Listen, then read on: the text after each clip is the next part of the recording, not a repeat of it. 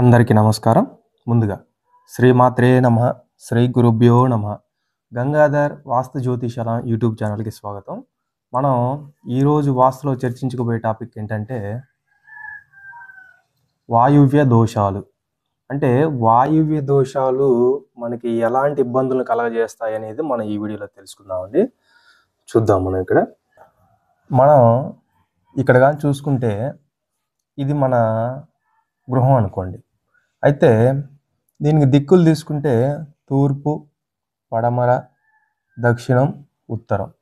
దిక్కులు కూడా చూసుకుంటే ఈశాన్యం, ఆగ్నేయం, నైరుతి, వాయువ్యం. మనం ఇప్పుడు వాయువ్య దోషాల గురించి మాట్లాడుకుంటున్నాం కదా. ఇప్పుడు మనం చూద్దాం. ఈ వాయువ్య దిశకి దిక్పాలకుడు వాయుదేవుడు. అట్లానే అధిపతి వచ్చేసేపాటికి చంద్రగ్రహం. ఇక్కడ చూసుకుంటే ఈ పశ్చిమం వైపు కూడా దిక్పాలకుడేమో వరుణదేవుడు, గ్రహాన్ని చూసుకుంటేనేమో శనిగ్రహం. అట్లాగే ఉత్తర దిశకు కూడా చూసుకుంటే దిక్పాలకుడేమో కుబేరుడు, అధిపతి గ్రహం ఏమో బుధగ్రహం. అయితే ఈ వాయువ్య దిశకి ఏమైనా దోషాలు కానీ ఉంటే ఈ శని, బుధగ్రహాల ప్రభావం కూడా ఈ వాయువ్య దిశ పైన పడుతుంది అన్నమాట. ఈ వాయువ్య దిశ ఎలా ఉంటుందంటే పశ్చిమ వాయువ్యం అయితేనేమో పురుషుల పైన, అంటే పురుష సంతతి పైన, ఉత్తర వాయువ్యం అయితేనేమో స్త్రీ సంతతి పైన ప్రభావం చూపుతూ ఉంటుంది అన్నమాట. అయితే ఎలాంటి ప్రభావాలు చూపుతాయి వీళ్ళకంటే ఈ ఉత్తర వాయువ్య దోషాలు ఉన్నాయనుకోండి, ఆ స్త్రీకి వీళ్ళు ఎలా ఉంటారంటే చపలచిత్వ మనస్తత్వం, అంటే స్వతహాగా ఆలోచించే మనస్తత్వం ఉండదు. ఎవరేది చెప్తే అది గుడ్డిగా నమ్మేస్తూ ఉంటారు. వీళ్ళు మనకు మంచి చెప్తున్నారా, లేకపోతే లోపల ఒకటి పెట్టుకుని బయటకి మనతో మంచిగా ప్రవర్తిస్తున్నారా అనేది కూడా తెలుసుకోలేరన్నమాట. గుడ్డిగా వీళ్ళకి సొంత ఆలోచన ఉండదు. గుడ్డిగా ఎవరు ఏది చెప్తే అది నమ్మేస్తూ ఉంటారు. అంటే పక్క వాళ్ళ మాటల ప్రభావం వీళ్ళపైన పడతా ఉంటుంది. అయితే ఈ వాయువ్య దోషాల వల్ల ఎట్లాంటి పరిణామాలు కూడా మనకి ఉంటాయి అంటే, ఈ వాయువ్య దోషాలన్న గృహాలలో ప్రేమ వివాహాలు జరిగే అవకాశాలు కూడా ఉంటాయి. ప్రేమ వివాహాలు జరుగుతాయి.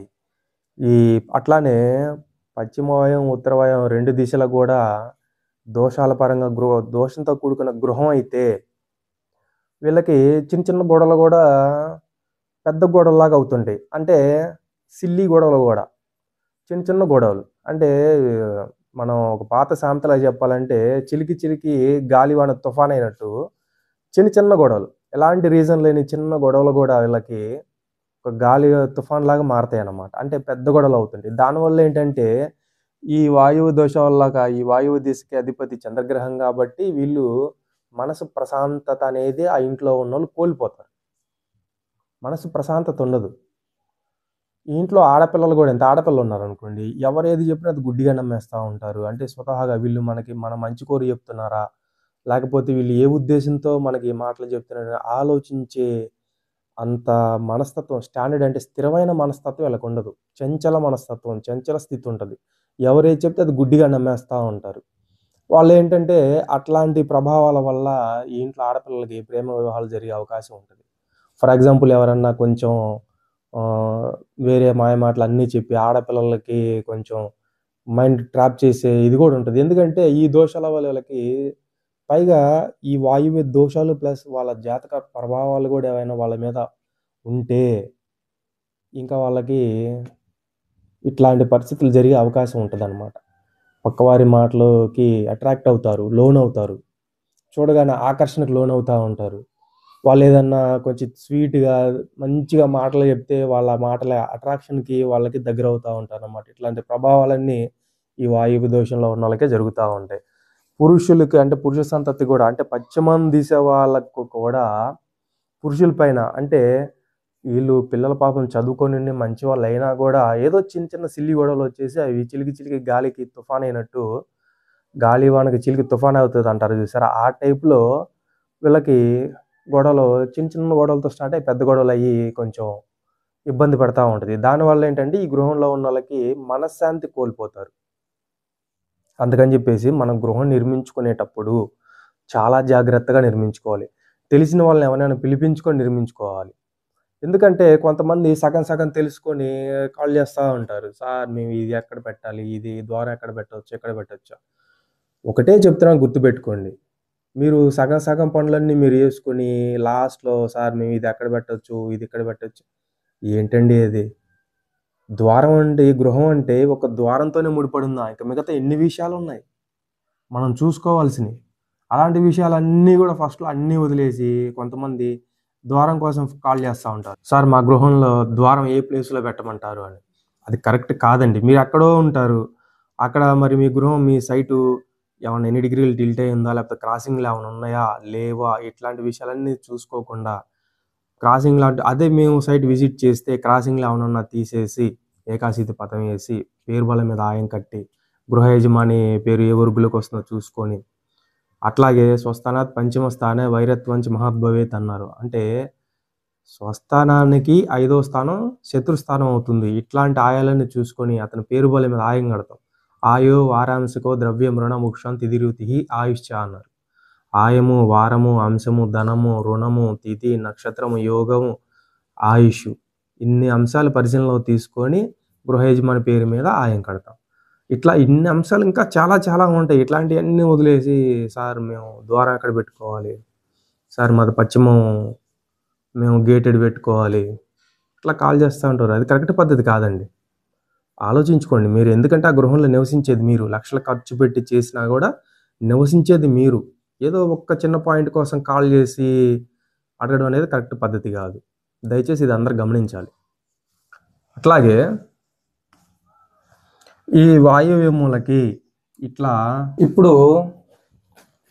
ఇప్పుడు మనం ఇది చూస్తే కొంతమంది ఏం చేస్తా ఉంటారంటే ఈశాన్యం ఎంత స్థలం ఉన్నా గూడా ఈశాన్యం ఎంత పెరిగితే అంత మంచిదని జెప్పేసి ఇట్లా ఫర్ ఎగ్జాంపుల్ ఇంత పెరిగిందనుకోండి. ఇంతవరకు కలిపి తీసేసుకున్నారు. దానివల్ల ఏమవుతుంది? మీకు ఇటు ఆగ్నేయం అంటే ఈ ప్లేస్ వారు ఇటు ఆగ్నేయం వాయువ్య మూల మీకు తగ్గినట్టే గదా! ఇది చాలా చోట్ల జనరల్‌గా చేస్తా ఉంటారు.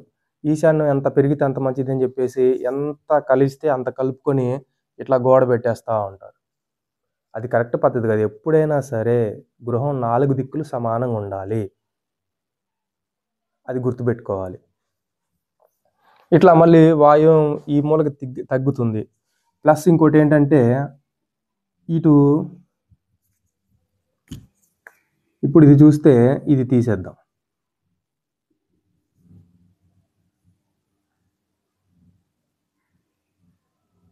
ఇట్లా కలిపేసి ఈశాన్యం ఎంత పెరిగితే అంత కలిపేసి గృహాన్ని నిర్మించుకుంటే ఈ గృహం ఎటు చూస్తుంది?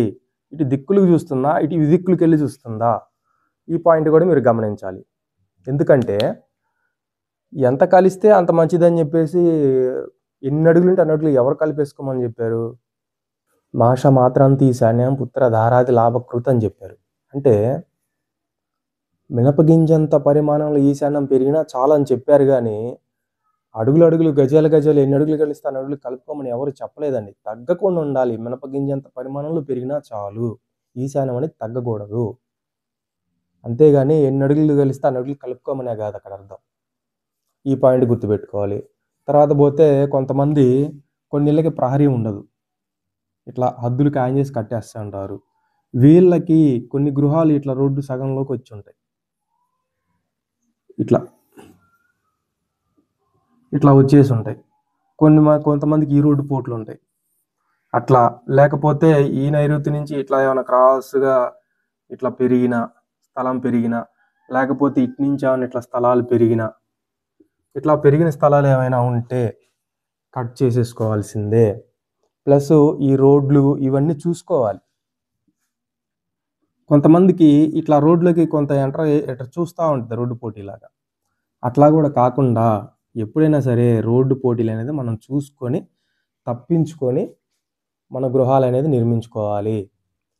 అట్లా చాలా చాలా విషయాలు ఉంటాయండి. అందుకే చెప్పేది మనం ఏ పని ప్రారంభించినా దానికి ఎందుకంటే మనం మధ్య తరగతి వాళ్ళ గృహం ఒక్కసారి కట్టగలం. మళ్ళీ మళ్ళీ మనం కట్టలేము. కాబట్టి అన్ని అంశాలు పరిశీలించుకొని మనం జాగ్రత్తగా కట్టుకోవాలి గృహం. ఎందుకంటే మన జీవితాంతం ఆ ఇంట్లోనే ఉండాలి. ఎలాంటి దోషాలున్నా సరే గృహంలో నివసించే వాళ్ళు మాత్రమే దోషాలు అనుభవిస్తారు. చెప్పేవాళ్ళు కానీ, సలహాలు ఇచ్చేవాళ్ళు కానీ, చూసేవాళ్ళు ఎవ్వరు అనుభవించరు. పైనుండి మాటలు చెప్పడానికి ఎన్నో చెప్పొచ్చు. అందులో ఉండి నొప్పి తగిలినోడికే బాధ కలుగుతూ ఉంటుంది. పైన ఉండి మాటలు చెప్పే వాళ్ళకి ఏం బాధ కలగదండి. అది జాగ్రత్తగా గమనించుకోవాలి.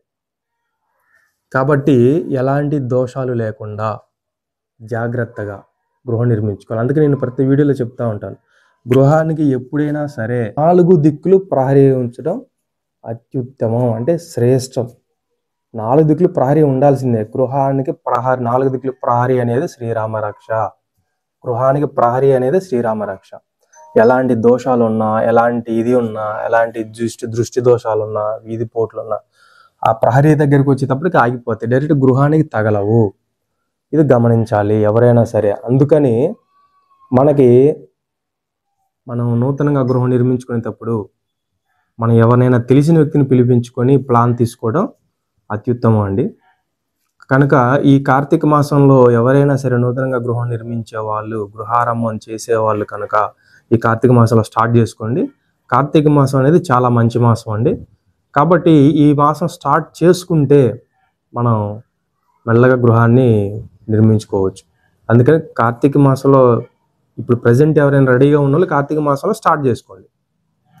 ఈ వీడియో కనుక మీకు నచ్చితే లైక్ చేయండి, షేర్ చేయండి మీ ఫ్రెండ్స్ అండ్ ఫ్యామిలీ మెంబర్స్కి. మనం నెక్స్ట్ ఇంకో వీడియోలో ఇంకో టాపిక్తో మళ్ళీ కలుద్దామండి. అందరికీ సెలవు. జై శ్రీరామ్.